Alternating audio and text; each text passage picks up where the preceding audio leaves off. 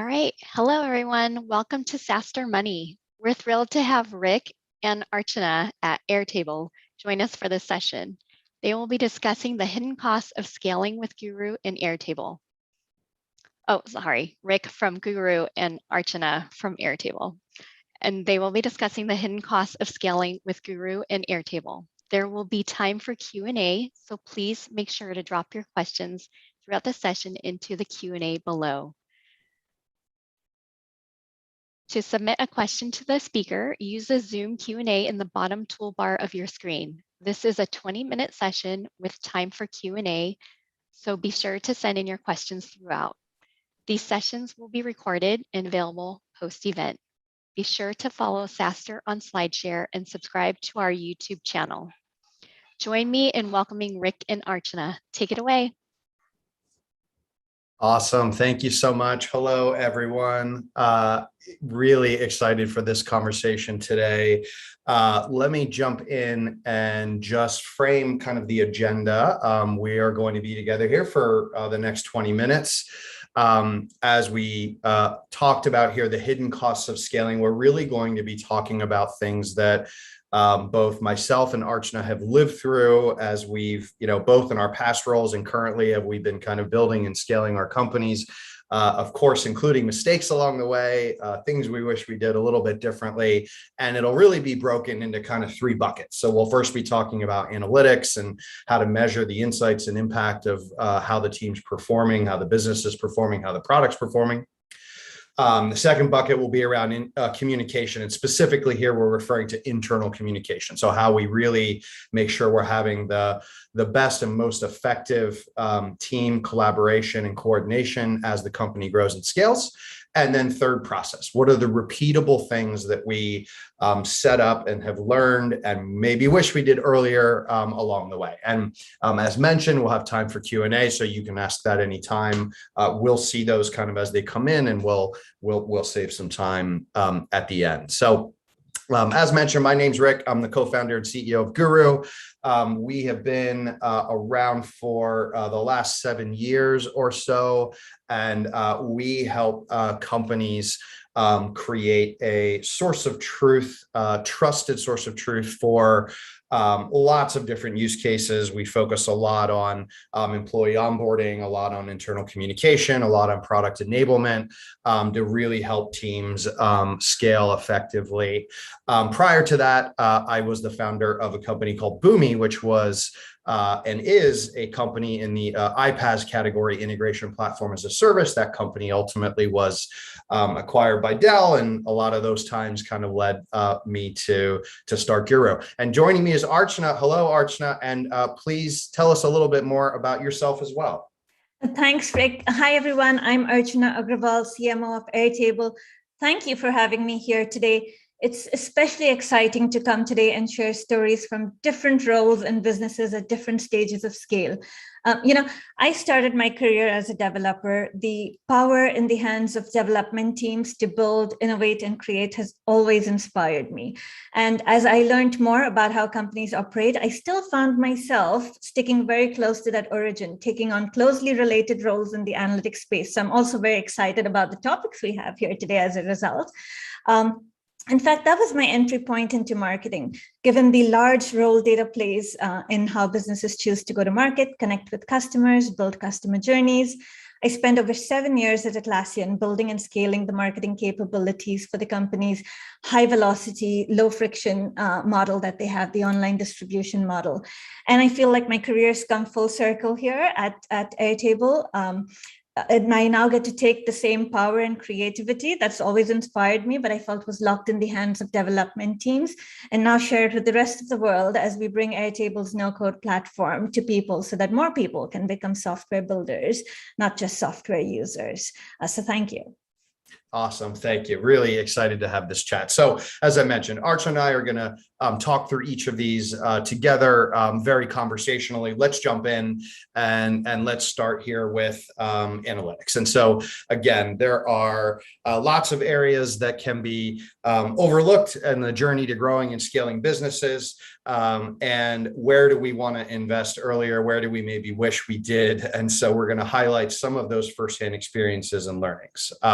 So this first topic, as I kind of teed it up in the agenda, is on analytics. And again, we're talking about here the insights and learnings and ability to instrument the business across really all facets. It's a team, performance, product, so important to get right. As Archana mentioned, this is something that is definitely near and dear to her heart. And so, Archana, maybe kick us off here and just talk about some of your learnings around this really important topic for companies.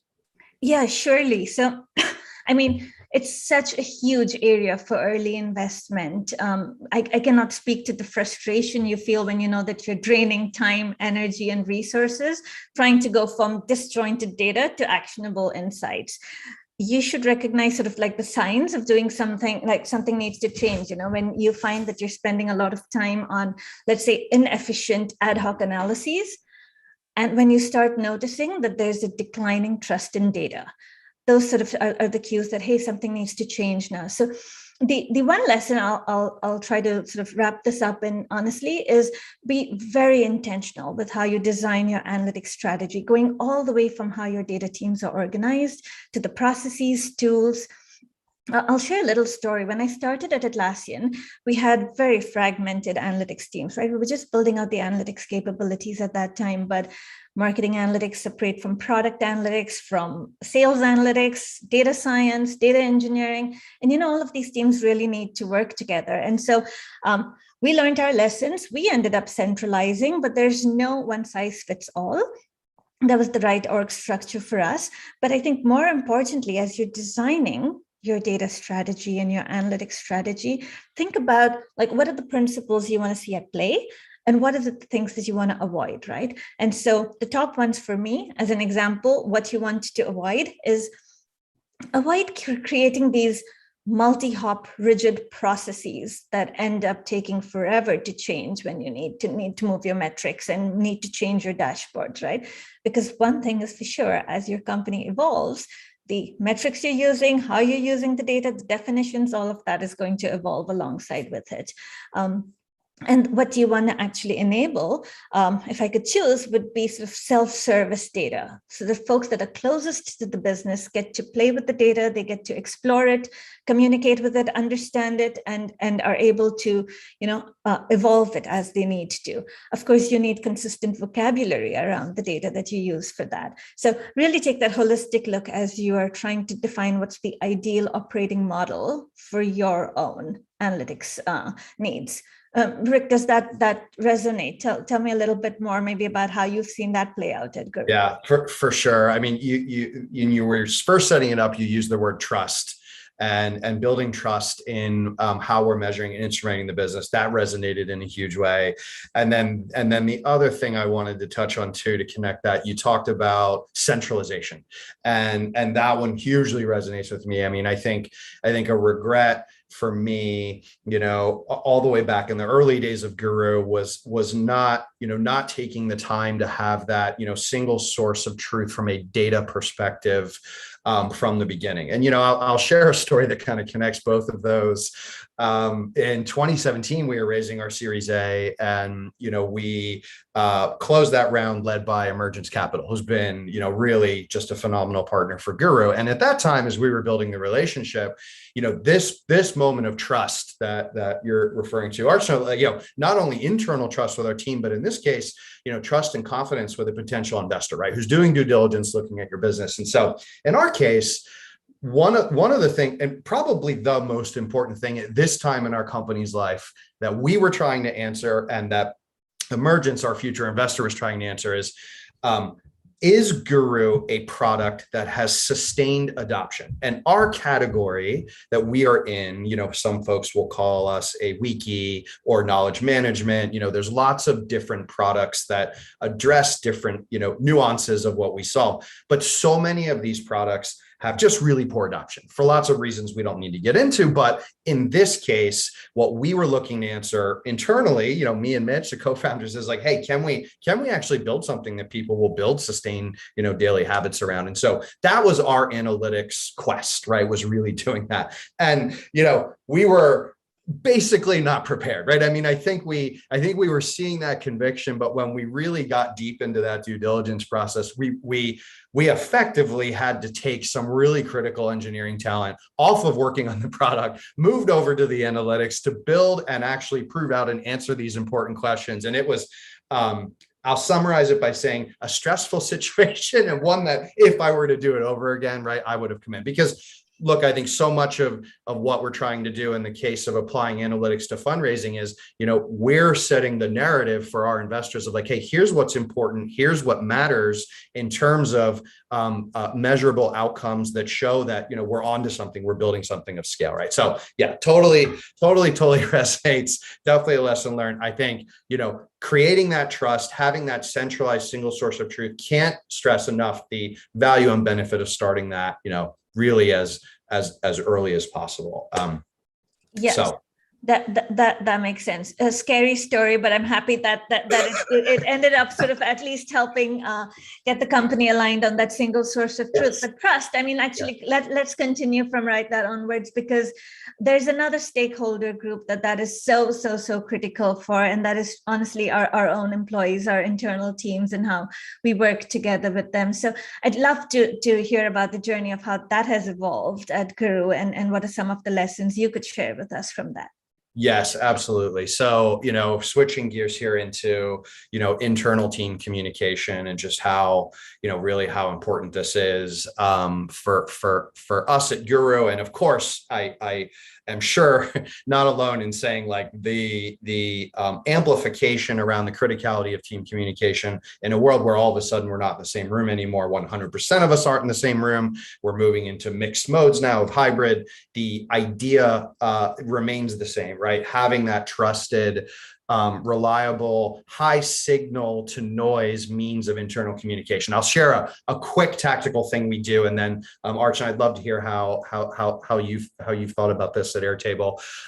We've established something, and I'm happy to share more about this with the group, but we call this our golden rule of internal communication. And what we've really learned as a team is so much more of your time in this world, and of course teams that grew up remote would be like, yeah, of course, is around reading and writing, right? So much of what we do moves to an async mode from a sync mode. So much of what we do requires collaboration in ways that are not in real life. They're not happening over live communication. So what we ask of every single employee at Guru is to commit. We call it a implied contract, that if every single one of us does two things, that we will have the foundation for effective internal communication. And those two things are, number one, that you will commit to share your knowledge asynchronously, knowing that your team, your recipients, are seeking to digest what you have to share. You recognize that the audience you're sharing, who you're sharing for, you optimize it for them. It's important to you that they understand what you're sharing.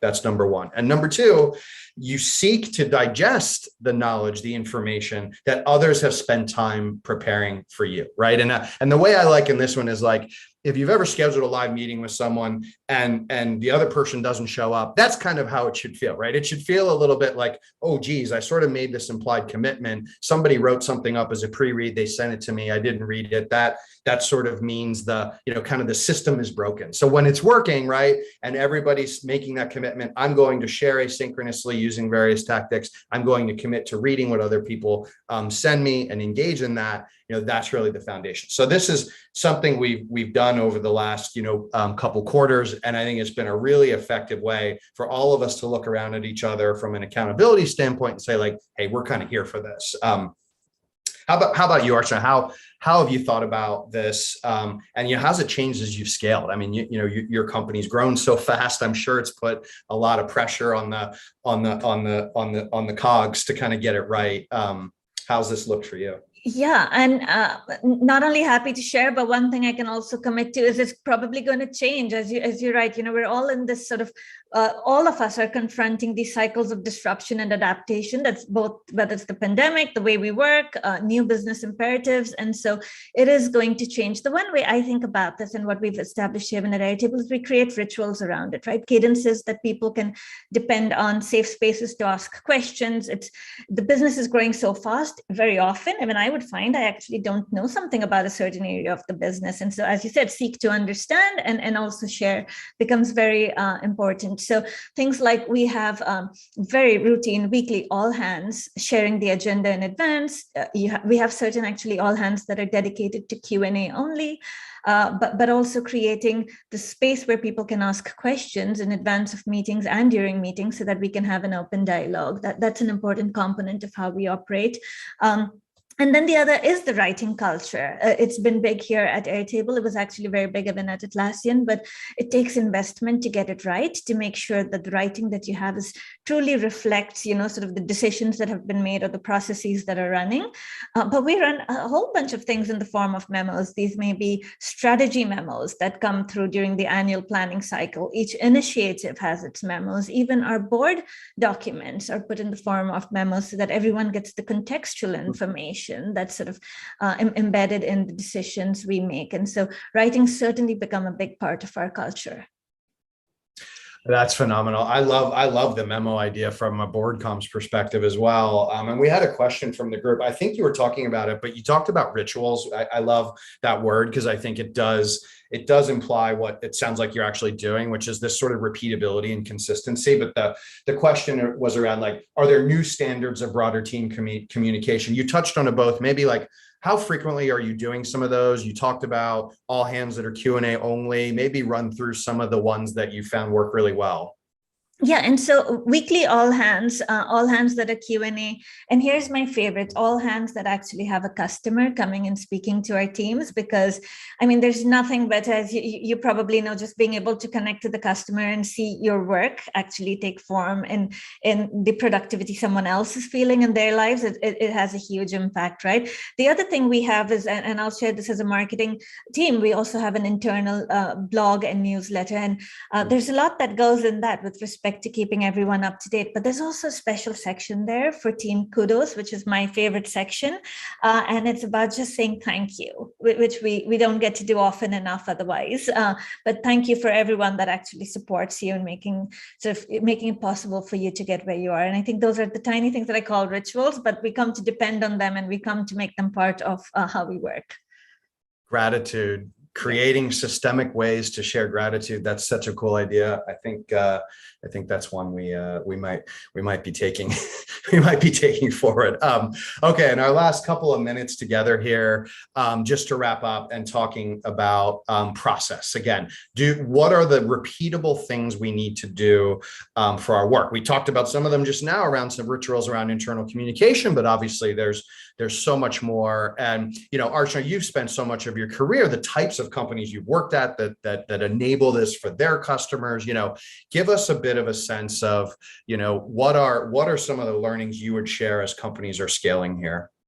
Yeah, one that I think has also come up through and sort of like the other couple questions is that of change, right? As companies scale their processes, the needs, they will keep on changing. And so I think the thing that I've worked on, and I think the thing we'd like to also promote, is that you need to be prepared for continuous improvement. And part of that is making sure that the employees who are closest to your processes get to adapt and improve how things work in real time.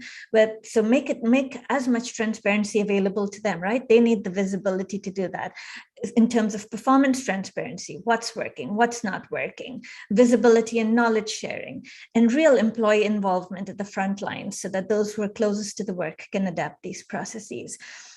So that's one whole aspect, I believe, of building repeatable processes that becomes important. The other one is making your decision-making framework very, very clear. So we've had a lot of success in adapting frameworks that I've seen before, work DAISY, RACY, Rapid, like whatever might work best for your company and style. That clarity helps really a lot in being able to have momentum around things and people aligning quickly. Perfect. That's fantastic. Yeah, in our last 30 seconds here, one really quick a process that we have found works extremely well is our employee onboarding process. And I asked our team, what do you actually like about our process? And I love this phrasing, and then we'll just kind of wrap here. The balance of autonomy and hand-holding felt great. And what they're referring to is, we have found what works really well is a self-service experience where employees can, using checklist-driven software and content repository, be able to find and access general company information, role-specific information. We have life story cards that every single employee writes. Our team loves that because it's a great icebreaker when you get to know and meet someone for the first time. And as you see our scaling of hiring growing at a more rapid pace, having that system in place that we can rely on over and over again has really been phenomenal. Cool. Well, that's our time. That went by so fast. But Archana, thanks so much for joining me. This has really been awesome. I've learned some things I'm excited to take back to my team. But thank you again for sharing your learnings. Thank you, Rick. There was a lot of good stuff there. And thank you to the SaaStr team and audience too for having us here today. Thank you so much, Rick and Archana, for that great session. We have a couple more sessions today, so we hope to see you all in the next sessions. We hope everyone had a great session today and have a great day. Take care.